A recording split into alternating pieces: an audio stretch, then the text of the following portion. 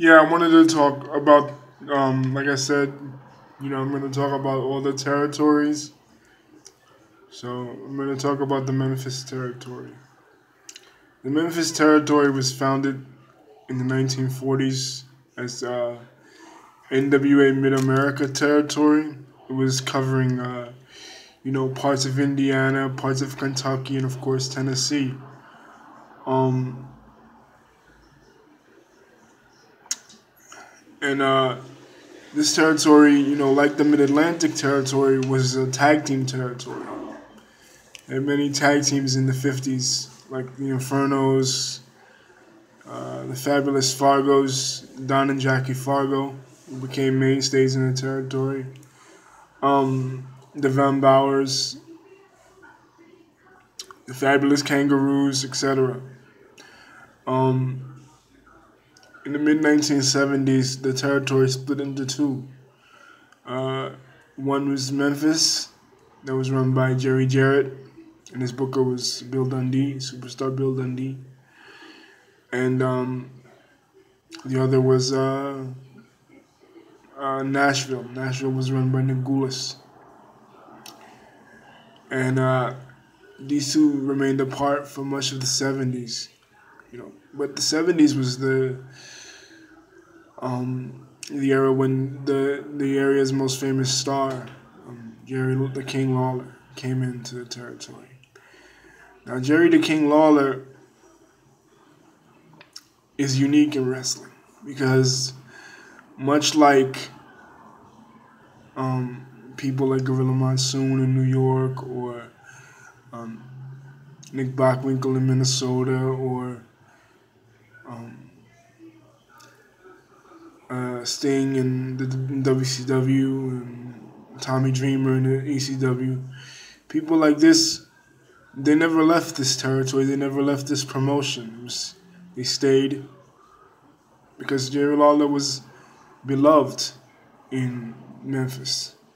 They call him the King of Memphis. Obviously a take on Elvis Presley. But yeah. Memphis was revolutionary. They premiered several different styles of matches: reverse battle royal, concession stand matches.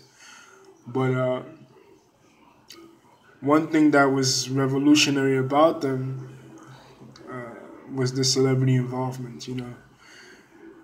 Other than boxers, professional wrestling promoters always were leery of using celebrities because I spoke about this before. There was the kayfabe. There was the thing of kayfabe.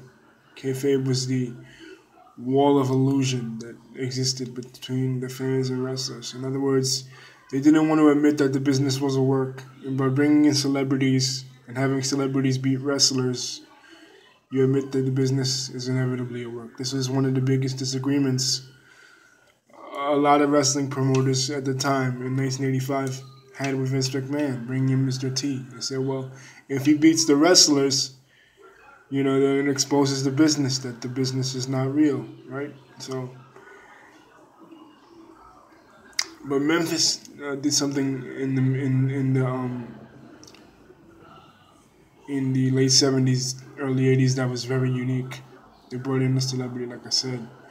And the celebrity that they brought in was Saturday Night Live comedian Andy Kaufman. Now, people remember Andy Kaufman from the Mighty Mouse sketch on the first Saturday Night Live. But what people don't know about him is that he was an avid wrestling fan. He grew up in New York. He grew up watching the WWF, Vince McMahon Sr.'s territory. And he wanted to get involved. And he actually approached Vince Sr. about the situation. Vince Sr., much like he did when Hogan went to film Rocky 3, he said no, he didn't want entertainment involved in wrestling. How ironic, because, not what we know about his company today. But Jerry Jarrett and Jerry Lawler, they were down for it, and they devised this thing where Kaufman would call out these women and crown himself the intergender heavyweight champion of the world. Until Lawler would say, well, you want somebody to pick on me. And he Pile drove Kaufman through the ground, and Kaufman sold it.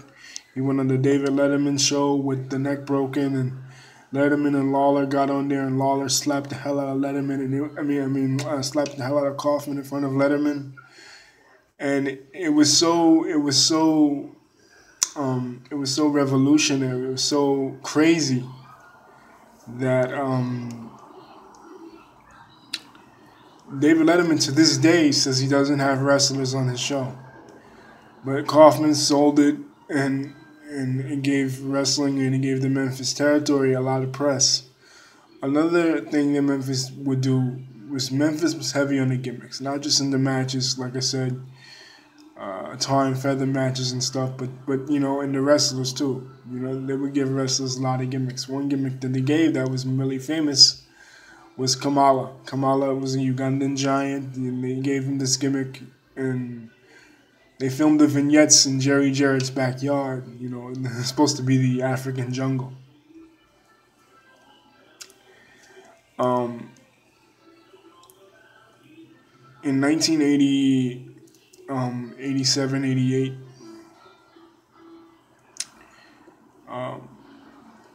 first starting in 85,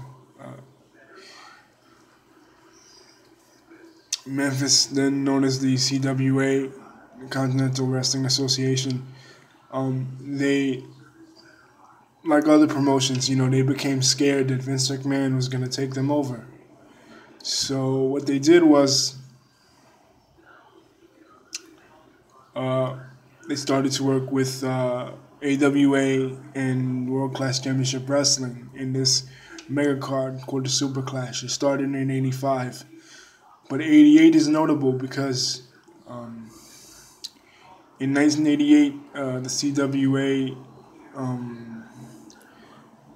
CWA left the NWA. They were an NWA affiliate up until that point, and they left the NWA and they started to use the AWA champion. They had their own champion, the Southern Heavyweight Champion, but it was like a regional title. It was like the North American title in Mid-South. But they started to use the AWA champion, and they had the match between Kerry Von Erich, and who was the champion of World Class Championship Wrestling, and Jerry Lawler. This was a good match, but according to Jerry Lawler, on the DVD, Tragedy of World Class, this was Von Erich was inebriated and high, too high to do this match. But anyway, it was a good match to me. And also another good match that they had in the same year is when Lawler won the title from Kurt Hennig. Kurt Hennig was leaving the AWA, going to WWF to do the Mr. Perfect gimmick. And he passed the torch to Lawler. But if you could watch this match, man, this match is awesome. Awesome, awesome, awesome match.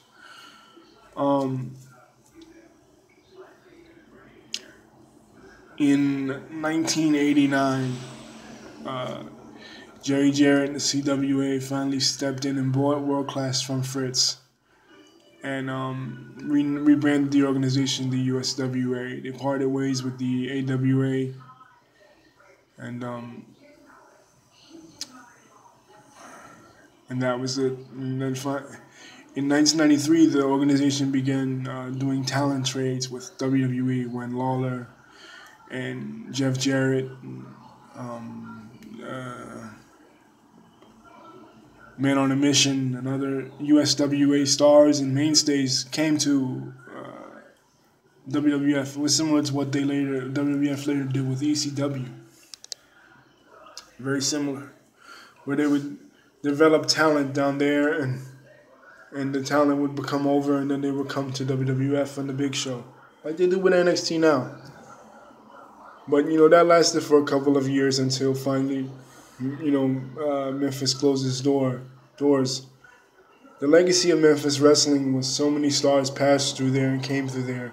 Hulk Hogan was there, Terry Boulder, Sting was there as the Blade Runners. Randy Savage was there, for a while. Um, it was a wrestling capital. It was a wrestling mecca, and WWE has not released a DVD of them like they did of other territories. But there's an independent DVD out there called Memphis Heat, and if you could check that one out, check that one out. It's an awesome DVD. Memphis Wrestling with Lance Russell, one of the greatest announcers next to Jim Ross and Gordon Solie in the history of wrestling.